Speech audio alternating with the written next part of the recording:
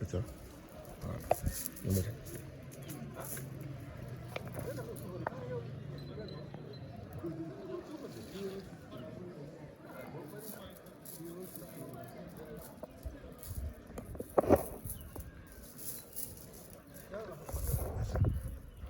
Iya, mau tahu ya. Lagi mana aja lah. Well, good day everyone. Good day. Good day to the world, the universe, America. Good day Africa. Good day Canada and Asia. I start by saying Alhamdulillah, Alhamdulillah, Alhamdulillah. Praise be to God, the creator of the earth and the universe. Today I'm in my hometown. This is Badibu, Salikanye. Behind me is the central mosque of Badibu.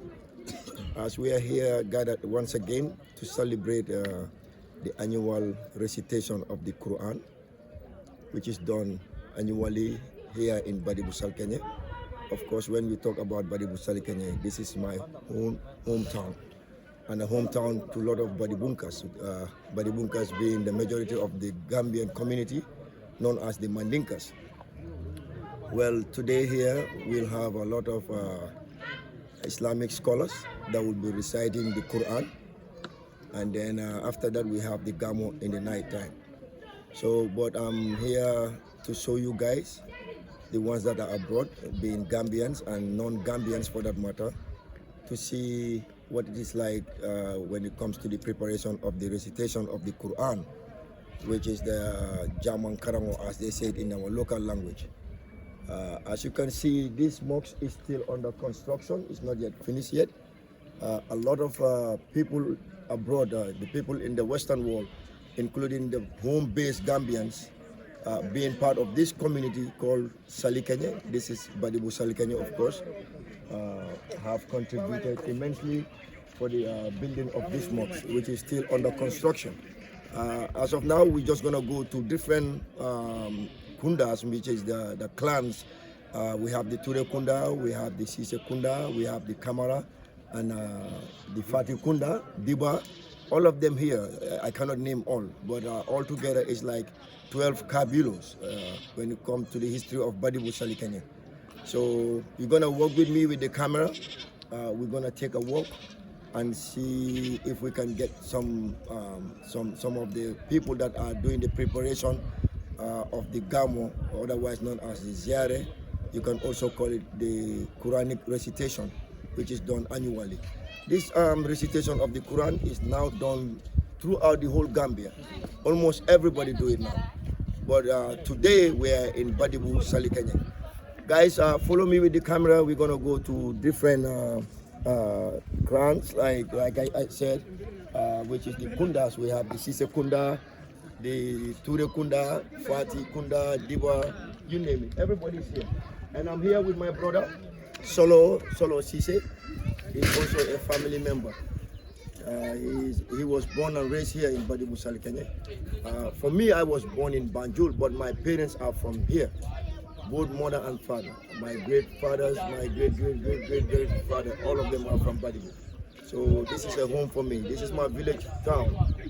For those of you who are just watching around the globe, this is my hometown, Badibu Salikanye. As I said, now we're taking a walk to show you some of the preparation going on the ground. Let's go. Follow.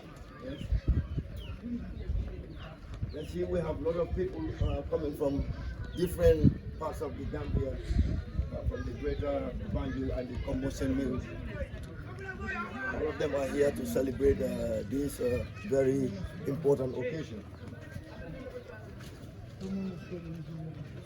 Well, badi mo lu français mo ni ka kango do mo nimfo ngami fo nu rek angale kango do wala nyimpi ko be Badibu Salikanye le tay jamu Badibu leti so nata alquran na karango la min ka ke sango sam yalo ne Gambia yan say mo jamala ka ke bari bi be Gambia le be Salikanye le ta do min Badibu Badibu Salikanye kabila tanin fo lay comme ka fo nyame so jamo ngam min tandalo wala mu jamo nyinti abe still under construction.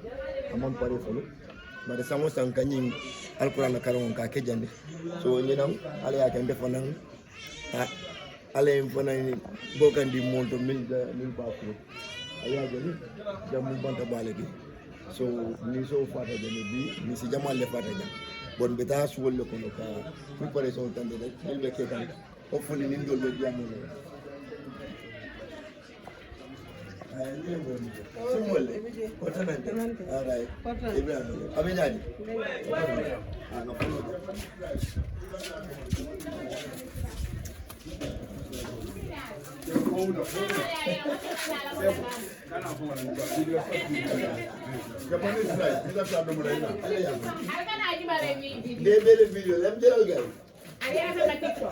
no, YouTube. Sabari.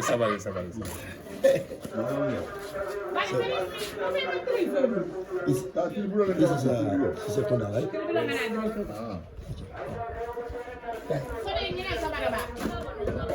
As you can see, people are doing the preparation. The bulls has been slaughtered. Like I said, a lot of cows, bull, you name it. All of them have been slaughtered today for the preparation of this feast. This is Chapunda, Sekunda, right? You can see bull game.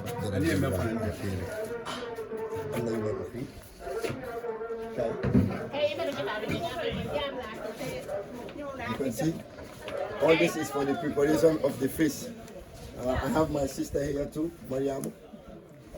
She's also here from Banjul, but she's a native of Badibu, of course. She's my sister from here. This is the Chapunda, Sisekunda. This is our family home. And the cattle has been slaughtered. Now it's under preparation for the food to be served. So, English or Maninka, whatever. okay, content about it. Jamunte fanam balaleti. So nata jang ntamu la domor laleti. So nata yesu bu jamadina. Na bita yam bita domol. So mbedu ala Musa. Segu banana. Bayal be ani family be. Ala male be so simani jati kende ali harge fingola. Chakunda munte fana nganya adulaleti. Nim futata jang fengo be fengo fensula tala nakatala. So nga ala tentu wala bakele. Mbedu wala dimbaya be. Fala sim be so simani jati kende ali harge fingola. Yellow pie. My friend, Diam. No, this is temporary. This is temporary. Yeah, that's my dad. He's not well prepared, but we are just taking a quick video. He was the one who slaughtered the cattle. So we are here, as I said, this is the preparation for the recitation of the Quran, known as the Jamon Karango. We are in Salikenya, of course. And this is Chakunda Sisekunda. He will just say a few words in Mandinka. Okay, bal kontena bak kal tendu. Nyina me yalan ko menketa nkadwale. Njani be janjande alama mabera nyongole jare alaka ndema nka mabera kana murna.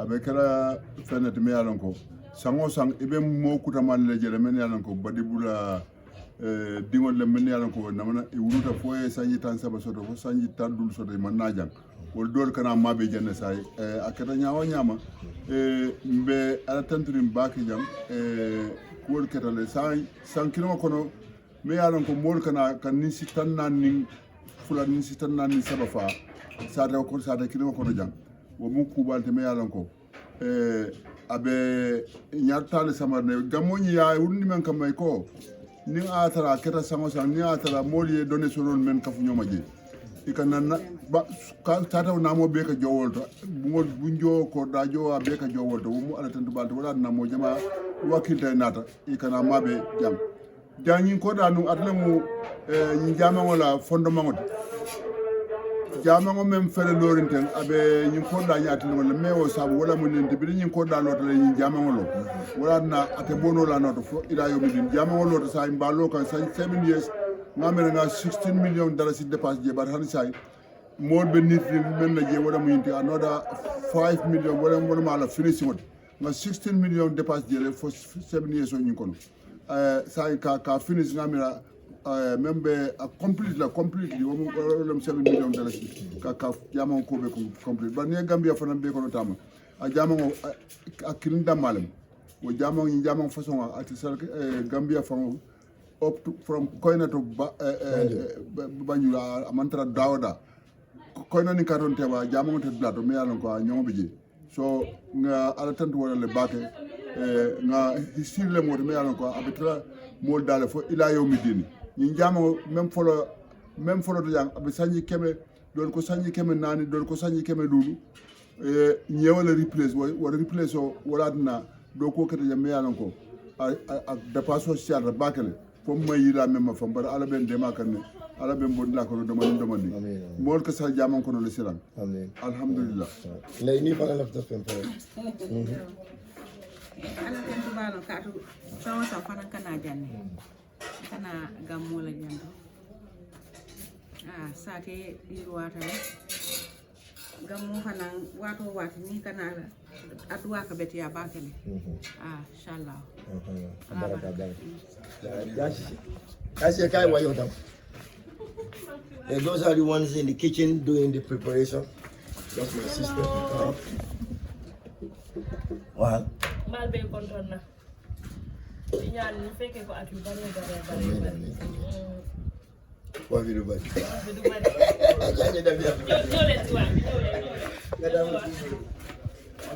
Ni si toga bi.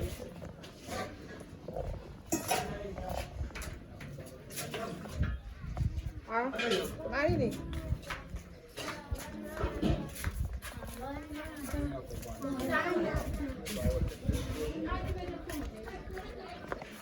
So, like I said, people are not yet prepared because it's still early. It's 12 o'clock. The recitation starts at 4 p.m. Let's say from 3 o'clock till late night. But like I was saying, that was my dad. Just giving a few words about Salikene. We're gonna come back and do more videos with him when he will be well prepared. As I told you, he just finished doing the sacrification of the cattle, otherwise known as the bull. So we're just going around different compounds in Badibu to show you how the preparation is going on. So this side of town is where my mom is. That was my dad's side, and I'm my mother's side now.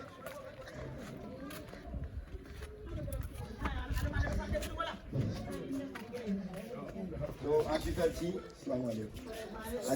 they are also on the preparation here. This is my mother's side of the family, and they're gonna speak in the local language Mandinka.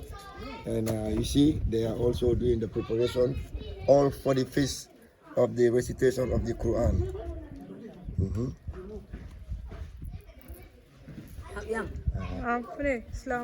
Maaleykum salaam. Mero, madu nga fo angale kamoto. Ay, mani ka kono. Yo, comme nata karamo minto. Min keda badu buga karamo. Min ka kesango sang. Nal fane min so dal bi mu fola sa nyambasi. Acha, c'est diam. Salam alaikum. Alaikum salam. Mbe konta na Ibrahim. Ito di ma Fati Kante. Ngala tento. Akila tento. Masuwo tento. Anna kewlo tento. Ala jungu nado kol. Mbe duwale sema bala. Ane jata kende ya. Ane harje fermo. Ane suro ntanko. Ane wulwol bingol. Mbe duwale be. Alma sona kaira. Ilana saibul hormo. Ngal ko ala karaw. Alma kala nyato tati. Aka na burka badang. Mo bota damento. Ale menyi ma sere je kaira ko. Mbe nada ko kula. Alma hajol be jara be bulo dem bakko ral me kala jara tati. Alqur'ano na jinya. Rene samala ko sarwatu da sabante fo fana ko fanne mata ma ka fanne ma kre. Ko mo ta kan ko la hadiya ka da malen da. Ila na saibu cameraman mbe konta na bake mbe duwale sema bala jara ke dalle ni ma baraka ya baraka ala male amin mero ite do ite to ni konto mo ya fil sise ifana yemu so do ka fo bi lu ngoto mi mun akarami amin amin ya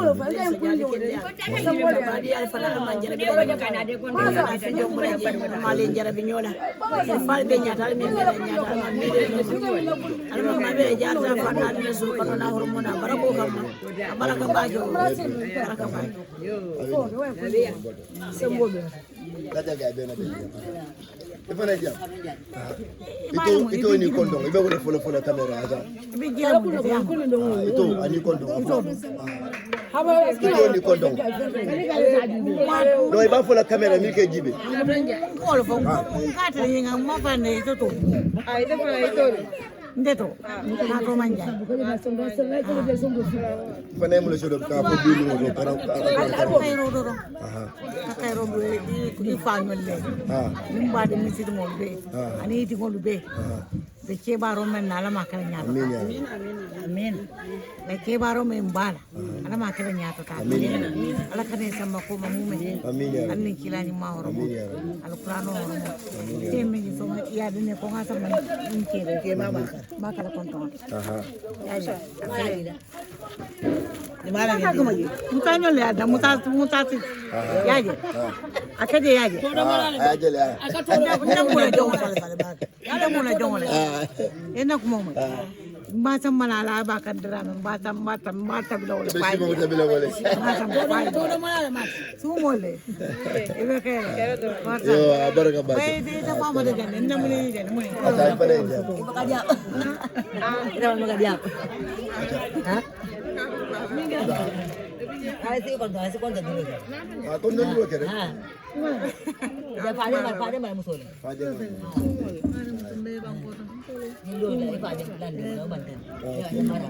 Ani fane dia mo. Yande ba? Ang kondo ya ndo mandia mo. Yo ala baraka ala mamma bele jari. Ima ba yin jari ke ma ina di pina musu yin ta ba ma ta na de. Ala kira kan ko mo ta nga ba ma ta na mo. Ama jari na kan kala se ta na. Ala kira kan ko mo pa mo. Nga mara ko ni musu na ila ko mo. Allah Muhammad. Mero. Acha. Ifana ito. YouTube. Mero fokontano de anin duwa mero be duwala nyinko ala ya sabanya kana kebal mero be duwala fa kebal sima ba su anin ya ta kende ba in kun si sanin ba musa an me ko ila baraka sabai ni la dimba akabu sembo min bala alma wala alma dimba be tanin na sira tamin na la kale nyaay ta tanin na ko an me tankala kura wala amme katai kana ka inke ba no yesi ma ya nyato bana la tare no wajan mo ma jar bi no ndo wala ma ala mo te ma te la de wala ba kan kontan ta ka ti ko bele bi jam abe ta sembo bala alma wala la anin barako in be duwala ke ma nyun ta ke ma lu to ha ke ma yo mamudi ke ma mamudi be duwala ba kan ya illa timba ya ala barako aya ka fula ka bo sembo bala ay wara ay sembo la fa ita ba ne dua si mani bangsa ama ne la nyato ne la no manya mbe dua la idro na dua ba wallahi situ ne te mbe dua ba ke ala ma ale ma jar la ya mun ba da ne jar pero ya yo ndalo bio alhamdulillah rabbil alamin te to be mari masallah jarbi nyolu mari masallah fariyato alo mari ala mamma bela ah kadu meta kanna meta kanna alo mari alman nas ni be fanna ko di ko ka si dal man nas la kayra man ni wala aka ni nas in ba do lo ko alman ni sa kayra la alman ni wala man ta do mo ko alman ni wala mo ko alaka ni nas kila ko mo ko mamad ba ko mo ko la ida ko mo ko ka so mo ko ma to mo ko mal so barako alma jila ni na dimba ka na jamin bara sallama almuna ba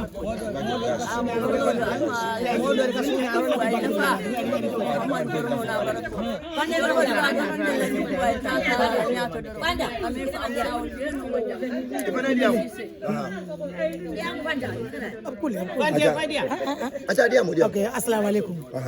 Ngal konto. Ngal konto muta ngal tan ngal jeyi. Ito ni kondo. Ndo mo fantal dem kondo sese.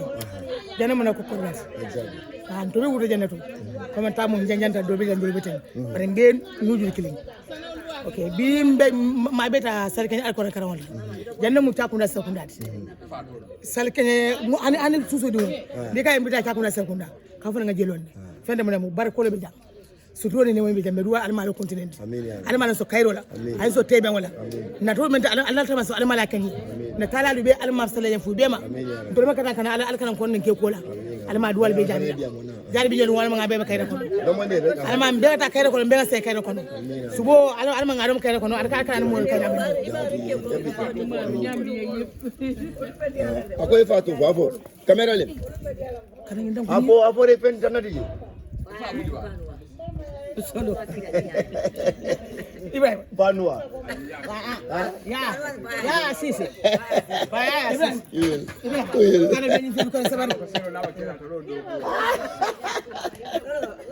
aja mari amefanya nini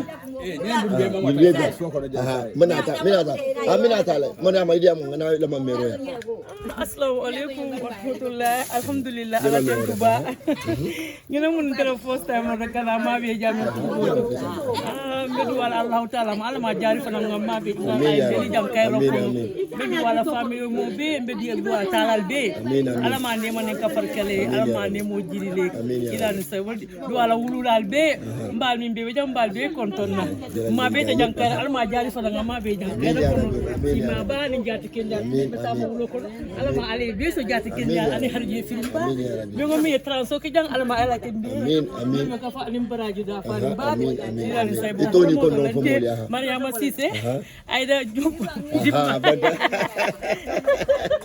yo mero aja da mero lim na dunya so that's the eldest lady in the family now like she is the oldest person right now living in Chakunda Sisekunda on the women's side. I say to for Moli and you condom and you must sort of be careful Alquran Karwani. Maria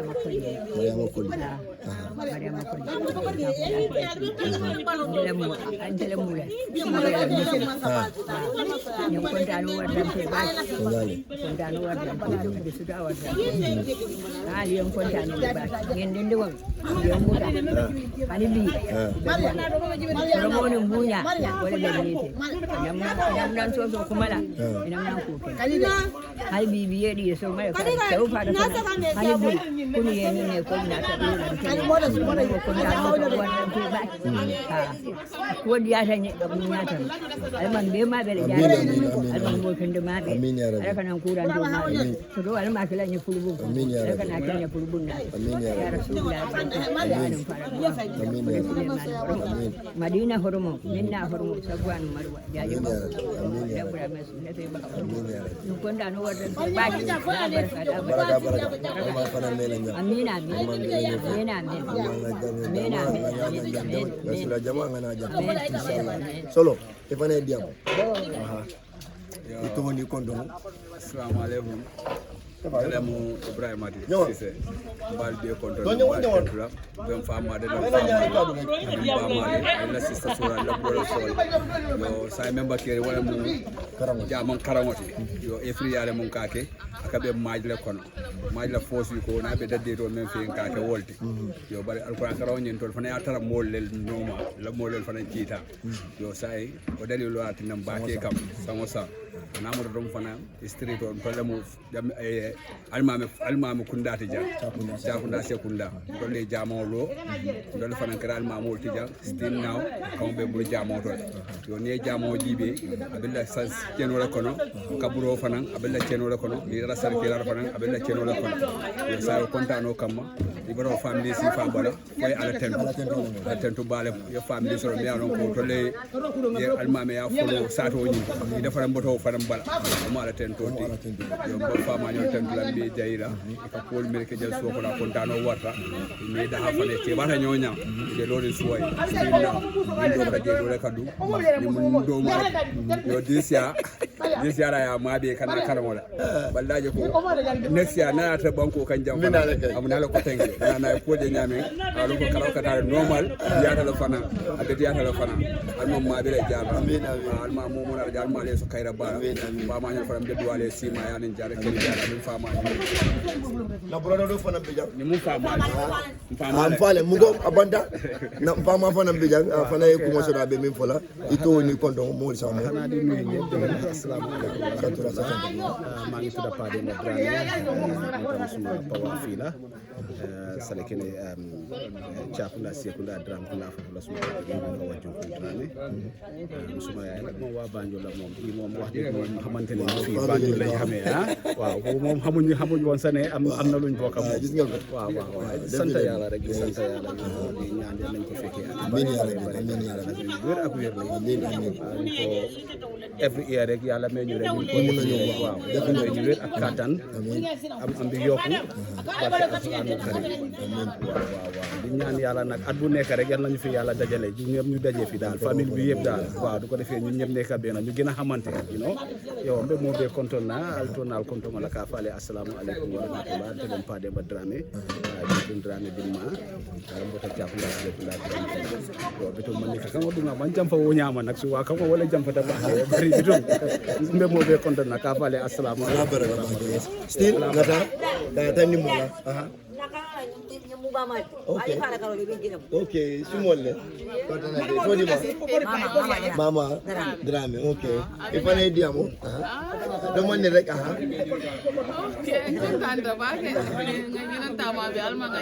Amin ya rabbi.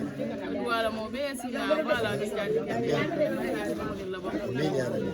Badi alma jarabi la ñokal wala na setan dem kana futa dem wala la ko Amin ya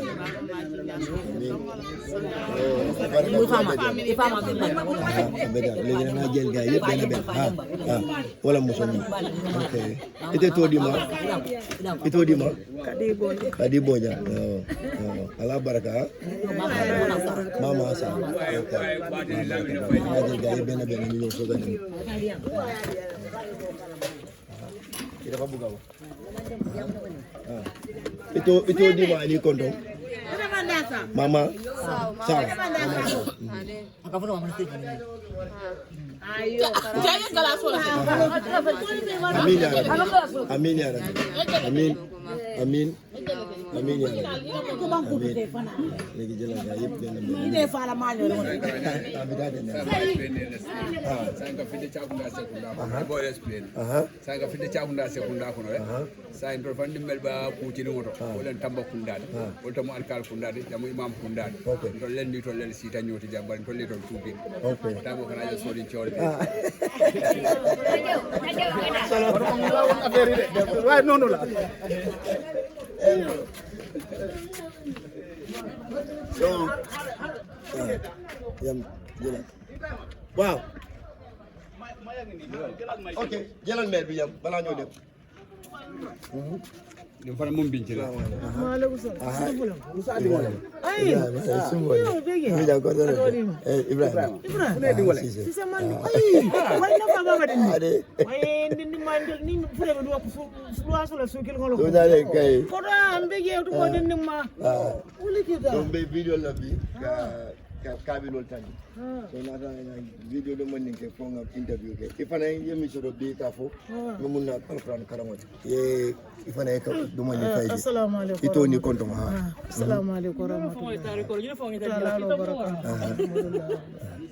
ka kalbe konto yo min kira wala mo min kara jamala be jet min girol mo kya kunda fati kunda sirfu kunda ni wala mon koto la ma babat yo bi kon dano be kerum bakele en jama mama liya gete dole da min yinde kya kunda sakunda na jama fel ni mo manda almame horowula almame senjang wala jama bondi jang ka samba basan ni jama ni kor dale tam kya kunda sakunda almame forol men ke da janel mama fulan jang dole la mo le jang kura anu walma salkanya jaman ba kya kunda sakunda wala ta mun jama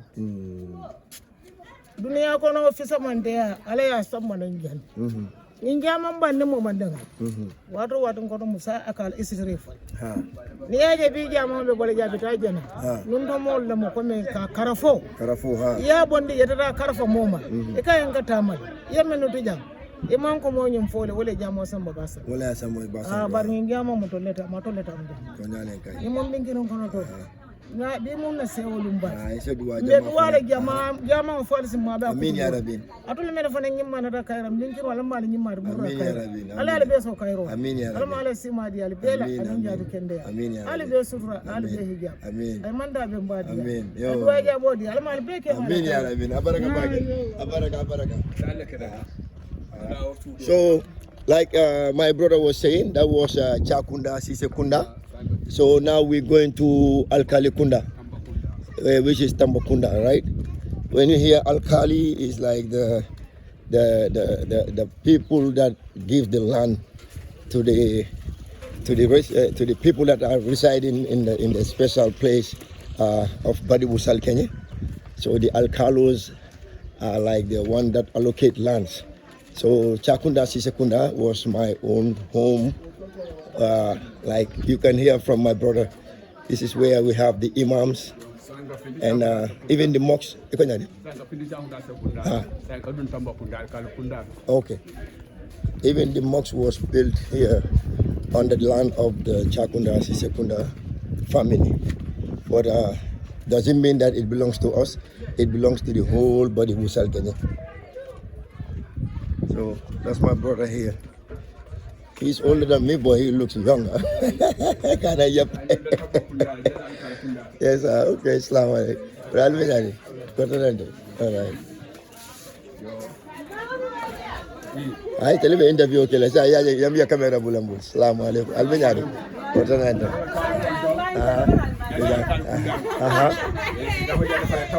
Tambakunda. No, but that is ngalo neta biwe bekeri. Ito toni. Amina Rasedi.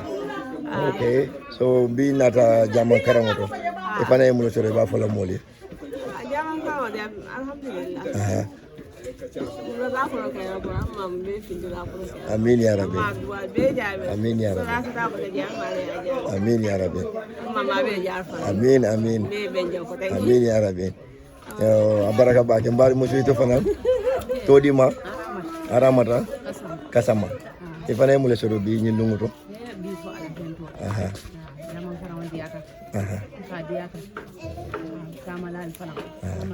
Amin ya Rabbi. Amin ya Rabbi. Amin. Amin ya Rabbi. Allahumma amin. Amin ya Rabbi. Amin. Baraka. Ifana mari musu. Todima. Binta Seydi. Okay. Binata jaman karangoto. Ifana yebe mule soro la nin duwa be min kala moli. Aha. Yes. Okay, abaraka. Mero. Ini mbara benyadi. Kotanante. Todima. Chakundindiba. Ifana minto kunda. Sarkenye. Tambakunda. Me Tambakunda leja. Janan Tambakunda. Alkalo yati. Okay. Nata jaman karangola. Ifana mbe mule solo ka duwa muli. Aninka mufo kumofo jaman karangola kola. Aha. Amin ya Rabbi. Amin. Amin ya Rabbi. Amin ya Rabbi. Amin. Amin ya Rabbi. Amin ya Rabbi. Amin ya Rabbi. Amin ya Rabbi. Amin. Amin. Yes, sir. Bro. No, I'm cool. Yes, bro. Yes, no, you cool. Todima. Papakari Haidara. Nata Jaman Karamoto. And we are right now at the Alkalo's house. Alkali Kunda. Nata Puruka Nilfa Kacha. If I am also careful, be Jaman Karamoto. No problem.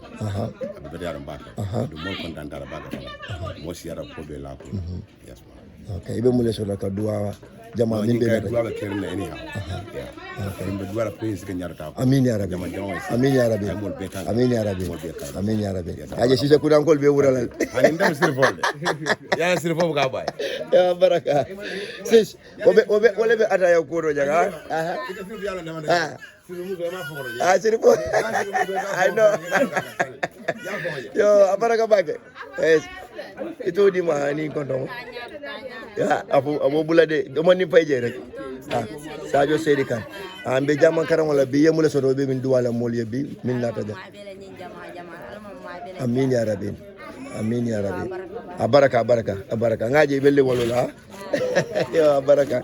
So guys, as you can see, this is the Alcalo's house and they're also doing the preparation, cooking different food, of course called Tambakunda. Assalamu alaikum mero sumole kotana de todima Fatou Camara natangal albe wanyoto jam alfana mansi albe tabirola pour luntangolu anin jaman karango ni nakol e mule sodo ka fu badi ngol yebi ala jeri ni na la ma tala man so jeni mi jaar fa amin ya rabbi nyaato ko na te ba na te wala ala ma tala man so nen ni nyaato jam amin ya rabbi amin ya rabbi amin ya rabbi se wondi la karo asuna horomoto amin ya rabbi ma ni siala banko amin ya rabbi ma firmo la fa amin amin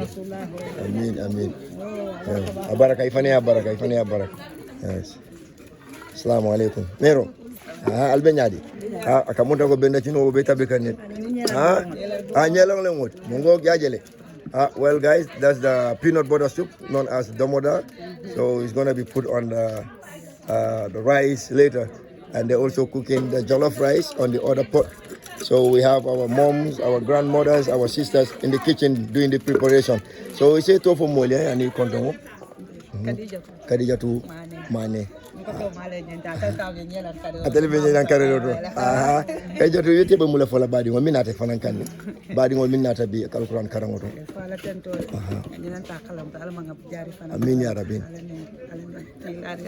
amin ya rabbi amin ya rabbi amin ya rabbi fala minata alma alfana ala do baraka amin ya rabbi amin ya rabbi amin baraka bake sister ifana nada to dima anin kontongo filimane kololi okay ifana mbota alkali kunda jan no salikene ndeke ma wuluta janne ja alkali kunda jan salikene okay ndeke ma wuluta janne okay wala na ndeke ma manta balu barankana na sango sang okay, that's very good be do ala sima ban jata kende ala ani min fambe so kono jang fodinge akundo kayro kono amin ya rabbi tamu la fana ama ala yirwande amin ya rabbi ka sembo sembe ke jang ama ala so sembo yirwa amin ya rabbi ina be fana kana jang ka mo interview ala sanje ma fane kana amin ya rabbi amin ya rabbi amin ya rabbi fodinge akundo kayro amin ya rabbi amin ya rabbi amin ya rabbi hey mfango famo ale ngodi dat ini bara abe jari no ibe diamolal de no ibe diamolal de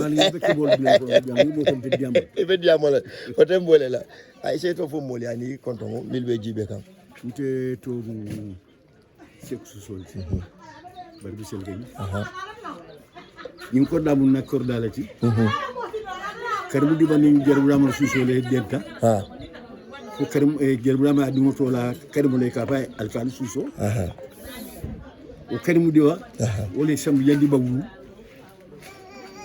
ay ndamu ke bawulu ay ndamu mamando wulu ay ke badu ba nyonyo wulu ay kawsi di bawulu ay abu Tambakunda wulu ntabe badu wala fola ben be wulu wala mi diba sano muso mo marimo mboko da min ko do jara so ati lamin dibala yalo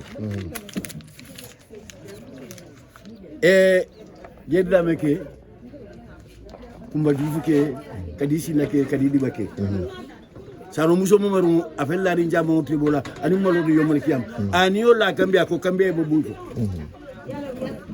ato lamin diba atle fadu diba wulu ay umar diba wulu ay lamin diba wulu ay galay diba wulu ay kawsi diba wulu ay kalmu diba wulu wala fane masabi bal banda ko ngoni yala kambara aboto alkal keral bala ka fone ko wole ka bole ko alkal ker mudiba ay do ko ke kambe fayda ko manso man sana mana fa ko lamin diba ngina do majam wala hen ngina tinya afel la ri jamo fil bola nu maloti je sanu muso mo mo na man ni foto jola wulu ko fa ni masabi mo bondo ko ni ñana ka bara atu wala mo wole de umar di do jorol ito umar yu ba kumba jufale wulu abe ko so na fola min be jamon karangol bi bin na jamon karangol la ay sedduwa molier be wala mo be ko alfima be jar amin ya rabbi ngam pan ko be kampali ko mo ben ko kampala ka dum wala mu da dum ba ma wa ko da ben ko la rom fan kunton gaya tiyan ko rom ba jeg yo ci umar mbabla umar bor ci umar bi tamamol la tawa to bi tala ka takana bu ka ñoje ka ba ni nga ñoje lu me kero la ka keji baraka ba ke fasam alma ci ma di jatti ken da remen ni na do bi da man sam yo me ñoje ba do de ba no kana mama wudunde mero ñila ngoti okay do wala dida ka ñila ngoti wala du ngo be jana ito to du binta maron okay be mula soro la kafu milnata alquran karangole bi anin duwa alquran karang fo me duwa na la de mo hamu me sija amin ya rabbi alama mo be haajo jara amin ya rabbi nanta ma be ma jarta fana ma alama amin alama nin kay roya ma be amin ya rabbi mo nyimma wala bu ngona me nyimma mu raje amin ya rabbi amin amin ya rabbi amin to ala baraka bake alfana be kabirula alma ngani nyon jamaata ra jankila ba hormo ala baraka bake abe mi do kono to kal dangi dini sama ba ni sama alal bolo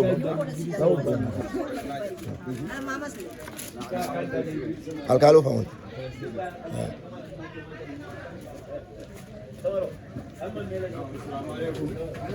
assalamu alaikum ba abenya ini bar sumole alkalo le nyim esa assalamu alaikum ba abenya batanante right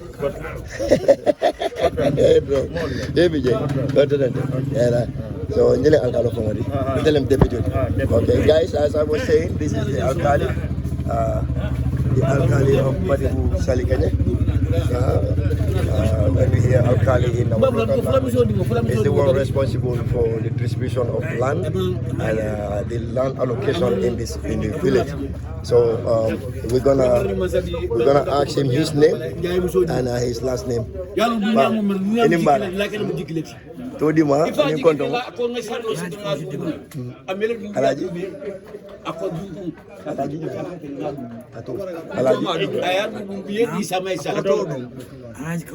alaji ko sidiba ngay dele mu salike alkaloti nada pour que kontom bi ini mbadi ngol sikacha domande min keta na jaman karam koti wallahi Allah ba dia de bisibna ba ngari bu ko alhamdulillah be ndobi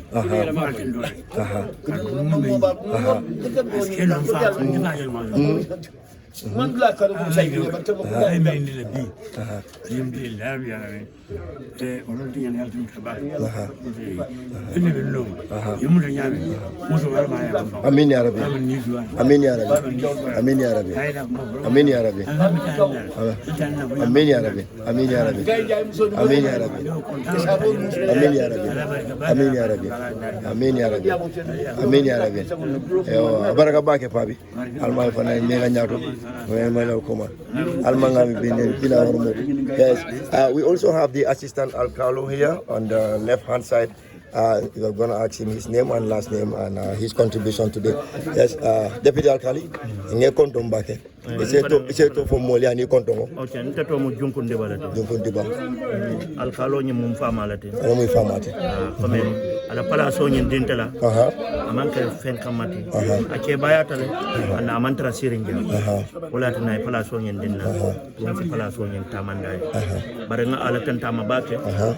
Bi wala nyi kabilo ko jam atala mun kabilo fon la kalifoto momo be takunda jam nyina siata beti musike atala siata beti so atala mun na kalifoto nga ala tanta mabake ay bera ala pala so dinna fana nin bi tema mo siata o molo kayra drone be tama kay ani yirwa ko dammal be kekan nay sa fonna jama wala koto be yirwa ko jamala expect kanje min keta badi busal kenya même keta badi busal kenya so beten tro ni jayro fanam futandila al fanamma tol men yalon ko al nata al yalla do ko tuge al be sato kono al be information o kampanyola mbal kontana balta mbal tentula mbal jeyla ala ma la do ko amin ya rabbi amin ya rabbi amin abaraka bake abaraka bake yes abaraka thank you so much well that was the alkali of Badi Busal Kenya and yes assalamu alaikum ba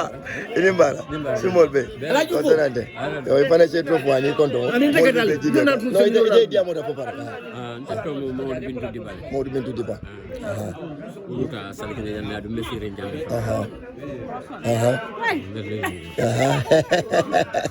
so nata bi min keda jamon karangoti Badi Busal Kenya la karango ifane mu so de be min fola moliye bi ani ka duwa moliye min nata ziare nyina mbe même folo drum wala mbe duwala talla man so simma fay momo wultane botana sate ko inata salikina la alquran kalam fo ala sila duwa jabi inata lew hamed amin ya rabbi bari ni alquran kalam nyanta wakili la bakale nkalaki kanta e kulalu nati muslimato mu kayra balati ala ko muslimo de den julu kilen wala ka so ay mol kafundi nyoma won kilinti je ala ko moli yela taradulalu beten ay mol nyalo ndi la kordalu kam mennu be tubabu banko kan o fana mu fula numto jandinto lañ karama be yiri wala tek salgi digol ala e mako e bak isafu menna be wulala ayaya de da man jande da o mansia bari nyin karango ya lafaale kay ay bunken dolu siyande ay badiya siyande fa ya tinna musodu men fon bota je tata fudu dimba ya tiyata ike dimol wulende nan kana ka fo biyo mbita barin kundade to arko la ni so fay busuro sali kenya jam adolu kawdu balundi o fana betata baka ko ado ala alin sariyan kano ta dron wa mu fi sabilillah ni mo bataje ndemol menu tendula menu keta ñim jamango lo dulu laalo o molu kuma ya ka ba kan bi ñim jamango birim abina lola tata digol le no membe ko ba tuba banko ko anna jamango ngaboy ngalo ko bandol talo no la ina te fan sa fi jamango e nyota ko do me ya tinna ñim jamango bi ni fulunta ko ne ka kontane hada ma dingo bala ko do kala tuwo kuto na ya jiki ko a kelam mento at kenola abugala ko do bar bi ninna sacrifice be ni sato ko ni ani ka jama won fonno manta lunjuma la sako ni kay ni kabilo ko salkin sato ko mane ko di gelle nata sa kay to bodda abebe safering ka be transparent so adum na salkin digol le mot ni ko yakilinde ngawdu soto alal ka kitiwa dolu be je ni denta do ko la kekende palu be ati di jamolo to wonta balori mo me mulonta ko mo jeyta dum gon kamara kar mo jiba bu ñolo alin mamadou cissé ñolo ay mamadou suno ñolo fele bi alhamdulillah fode suno ñolo fana be tata adum ni ni be denta ka jamolo adum bebe hamarinde ko fu ala sim futa ndakko do afele bi ala kutubo fana la daso kan bi sa kutubo no la na continue ka do ko bari mo men ka ben salikine dan ni ga jaman kutubo fo mo le be siala wote nin jom ko man soto sufficient e be mo ngay be bi ni ne jamolo de aman ko ko be jaman lola dum be tentula le non men mo ndak sidia senegal ñolu ba fo de jawne ñolu kata e sose ko di ñolu bulli tarawana ñolu alaaji bor kan ma ñolu ita be fono bari be duwale be be do ko men ne be fansun do ko la bari nim mo be fansun do ko la fana ba ke ku kan duwale be na te amin ya rabbi amin abaraka ba ke ko mo vieta anyi nyata alma ma be la jari ñu fa na mena kana jang abaraka ba ke thank you all right thank you so much sabra jamo do ko la mun ano jata jamo to nga multa na preparation of it yes na broda fana fele ini mbara abe nyaade alhamdulillah watanande angay ko na broda fana fele fana e kumo fay nata jaman karamoto bi ise to fu ani konto mol emil be jibela Ousmane Dibalam sali kenya alhamdulillah nga ale tendu bawo mu sama sankule ale ndu na serunta mabe ni nam fala nga mabe mu kayro be dati kan kayra kono tumado alhamdulillah baba alhamdulillah baraka bake musa diba nata alkali kunda bi to mol konto na alkalo fananje na kacata baraka alma mabe la jaro amin ya baraka bro mon pala roje de ya la bal ngada na kodi okay. So that was the Alkalos compound, Tambakunda. As you can see, every family is busy today. Some are eating, some are cooking. This is all about the celebration of the recitation of the Quran in Salikanya. This is Badibu, of course. This is my hometown, of course, guys. As I told you, both of my parents were born here, my dad and my mom. Even though I was born in Banjul, but when you talk about history, this is my native home. Minto nanja this side. Minto. Okay. So that is the Bantaba. Bantaba in the Mandinka language is the resting area. This is where you have people sitting and under the tree to take fresh air and to talk about some family issues. This right here is the central mosque of Salikanya. This is how things go here every year. Okay, that's a horse, a baby horse. So we're going around, and during this annual ziyarah, you have people that comes from different parts of the Farafenya area to do some sales here, known as a little bit of a lumo. You can see all those people here too, selling. Assalamu alaikum. Albenyali. Well, that's the mosque of Salikenya. That was just a start to show you the preparation on the ground. We have made it to the Alkalos house and some few homes. As you can see, these are also vendors doing their sales with regards to the gamo or the ziare. This is Badibu Salikenya.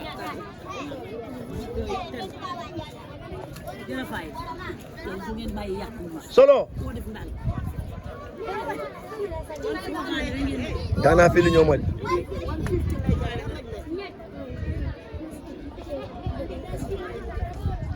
When we talk about development in Gambia, this is termed as the provinces. Like when you say provinces in Africa, we're talking about the villages. But despite being a village, they also have the current here. Electricity is everywhere. They have water. And that is all it entails to be an urban area. When you talk about urban, when you have all these things, the place is developed. Of course, we don't even look at it now like a village. It's more of a town now, you know, because they have everything. They have the youth centers, they have the playground, electricity, they have water, you know, and the road network is also good. So these are the vendors selling with regards to the recitation. So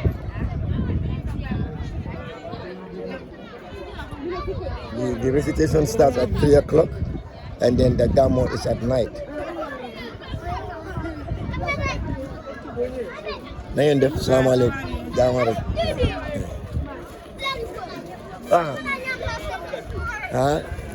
Nga interview pa bini, assalamu alaikum. Dad inimbara. To di man.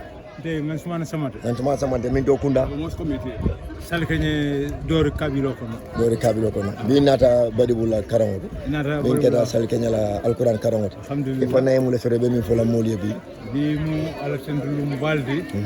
Na alfala dunyo kan. Mu ko wa mi bata. alfal men lo daralo di jamal te baluru jamal fatawol kon are simfanya men tu jam bedata ba kadin dara karam kata jambi o somo sinindiro rek salke bela namo jo mo buga budu joje men da be fe en karanto data fe en karanto bare gela bungol namo jo ila kordal namo jo o mu altentu ba mo altentu de kay be duala alama mabere jarbi nyolo fanam amin ya rabbi tirana saybol hormo kamala amin ya rabbi alama alayhim fasa amin ya rabbi alama alayhim fasa amin ya rabbi tirana saybol amin abaraka kumo nyata alma mabere jarbi angkul hayna tumbul hayna jana ngaje taji ha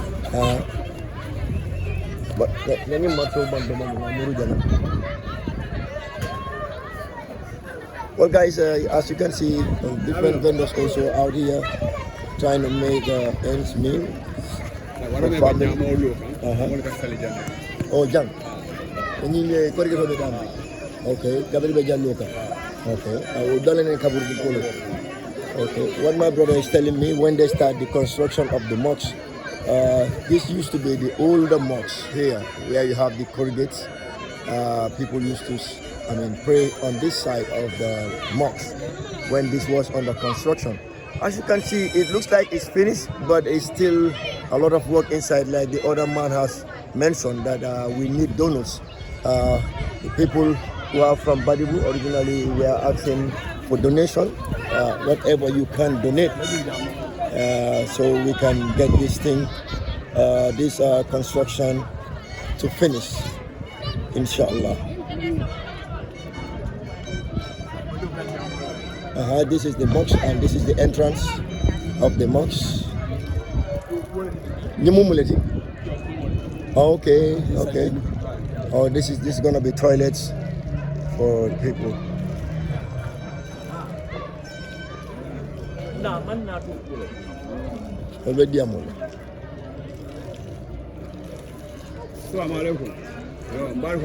That's my uncle here. Assalamu alaikum.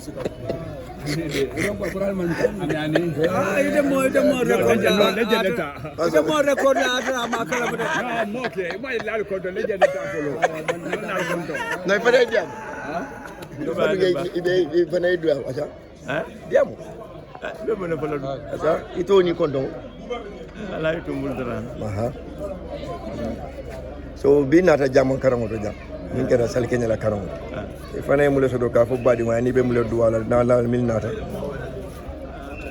ma wala be ngodi kayra ben ni sato we ata keta ato kayra bat ni karango be commence le jawato wel amela ñun men de be akala na mara bina sangi tan sabani kabin 1980 kono len dal do wonu woni bitema dama la ko mata bu ko kita ko ko ni ko to nyaabe ko men to wala kam ni wala kala ko do aja bo fanan kete je ato yiro wata ato dingol yi nyaat len sato ko dalbe lola yirwa bunda jama kana me ya lon ko bimbe men ko non da feyena sama ben tambita wala ko damma mu sewol do ko ko no le ya su ben yam ka jano lo alhamdulillah don le banya wala lo ni mbite ma sa do di mo de kata ko men fanan ke kambitano be manna fen ko sato kanu ya je ngi be sato kanu ye nyat linje to nyaale ye la men kanu iko ku keno wol wala to ye la men kanu to wala to nyaale be wala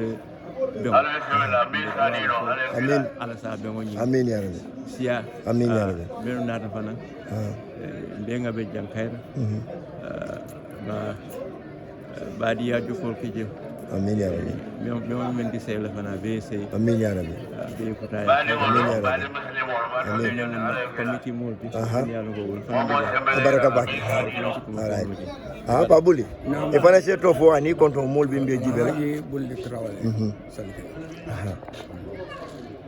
nada karangola bi e fana kon danda bake la na jamon kon danda plan na la ben jam mais naata ko kilimo la ala ko wala sija ade mol na ren programme da ko ben nyaadi ka selgen kabun ni ñom e ka ngani kilimo birin sita la komito waro ko mi ñabo na sangita sa bakko ko to mon sike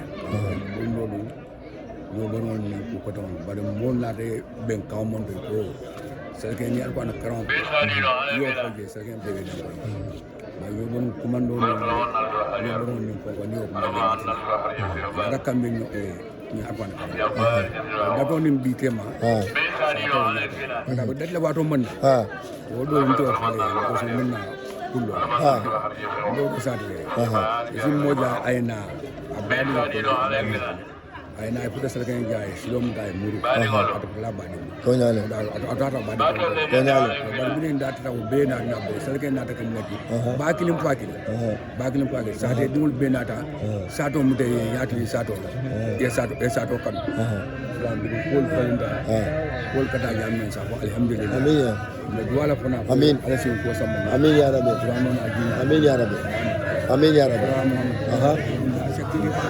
paso ke mina kanya mo mina kanya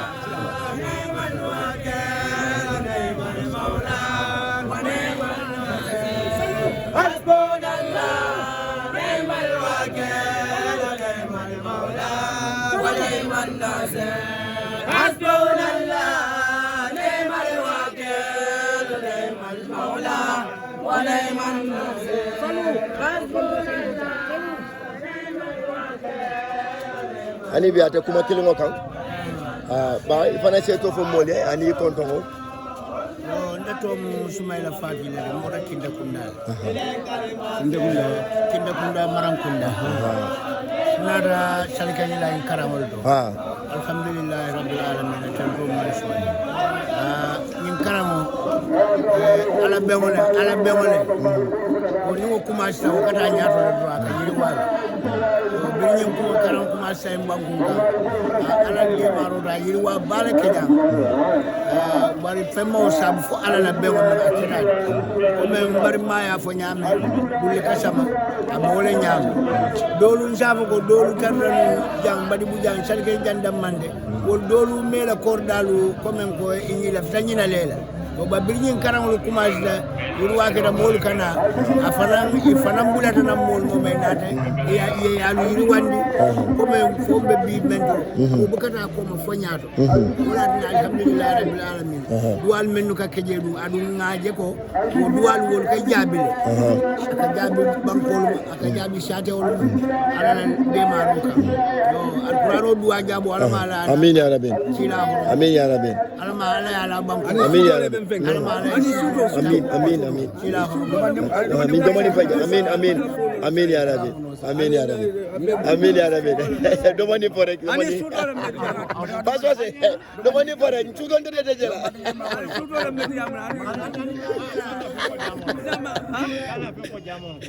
domani rek duwa moli rek duwa moli paso se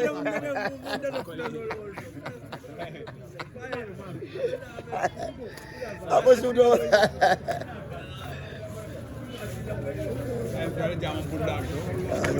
jam mo ñen tare ngul ma fo jam dafa ko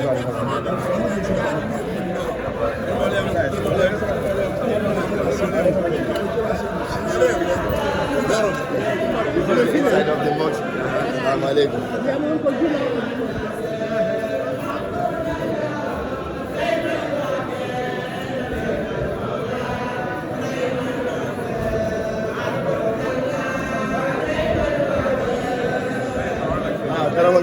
As you can see, people are reciting the Quran.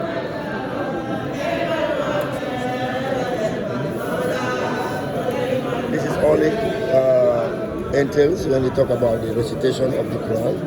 And right now the recitation is on. You can see different people reciting the Quran. And then in the night is going to be the annual Gamu.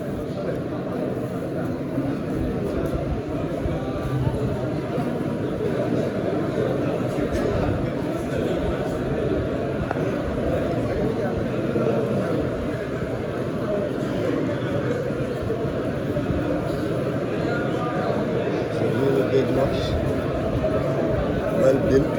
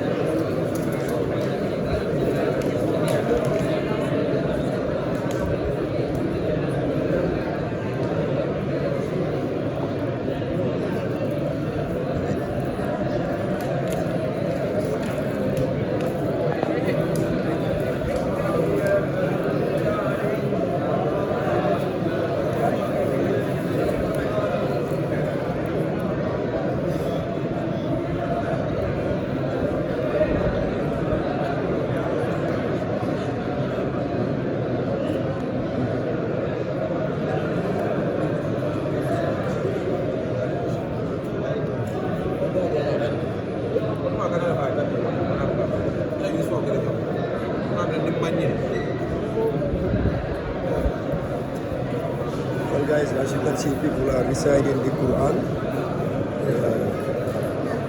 After this recitation, food will be served until in the evening when the Gamo starts.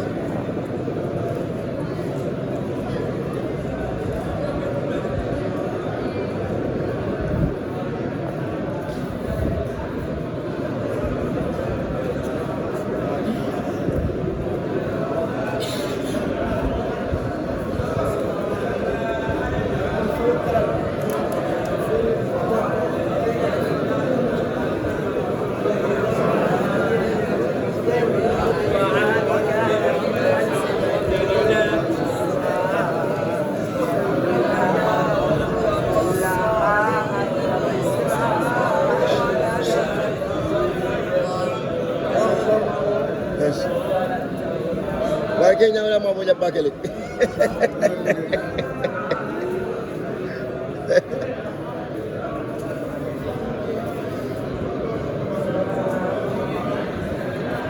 Well guys, that was the recitation of the Quran at the mosque in Salikanye. Like I said earlier, after this recitation will come the Gamo, which will happen in the night. It was a quick video to show you how the preparation is done every year. here in Badibu, Salkenye. Till I come your way once again, this is Mr. Cisse. We'll come back in the evening to take the video of the Gamo, the Ziare itself. As you can see, this is Badibu, Salkenye. Don't forget, this is my hometown. We're in Badibu. Well, guys, thank you once again. Thank you for subscribing. Thank you for following. And thank you for sharing our videos. Solo Ifaransa for Molia Baraka. That was my tour guide. My brother Solo Ibrahim Cisse. Okay. Ibrahim Cisse attend. The same family, the same blood. Yes. Yeah, he was telling me this is the graveyard, huh? Yes. This is the graveyard of Salkenye. Okay. Wale mujanti. Okay. Wale be bade rinjang. Okay, okay. Dibakunda, Kalolia, Bade Jane, Nimenka Sutiati, Sisekunda, Sekunda, Franka Badejan. Okay, okay. Alpha Kunda, Kaburoti, yeah, okay. Okay. Okay. Yes, Balkonda and Baltempla. Abaraka Bake, if I akata Bake, Bawo Itele Dula Jamatan in Nabi, Bao Foleko Baraka, big thank you to you. Okay.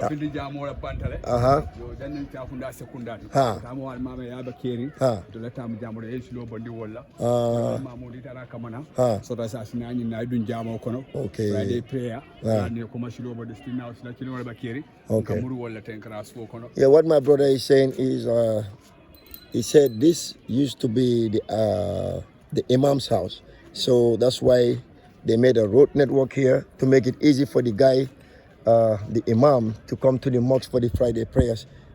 As you can see, that's the mosque is still under construction, and as the elders of the community are appealing to all of us, including myself, whatever you have, nothing is small. Whatever you have, put it in as a contribution, so we can get this thing finished and we get our village up to date. It's still standard, but it's not finished. As you can see, the construction is still on. Already they said they have spent $16 million on this project. They need an extra of 5 to 7 million to complete this mosque.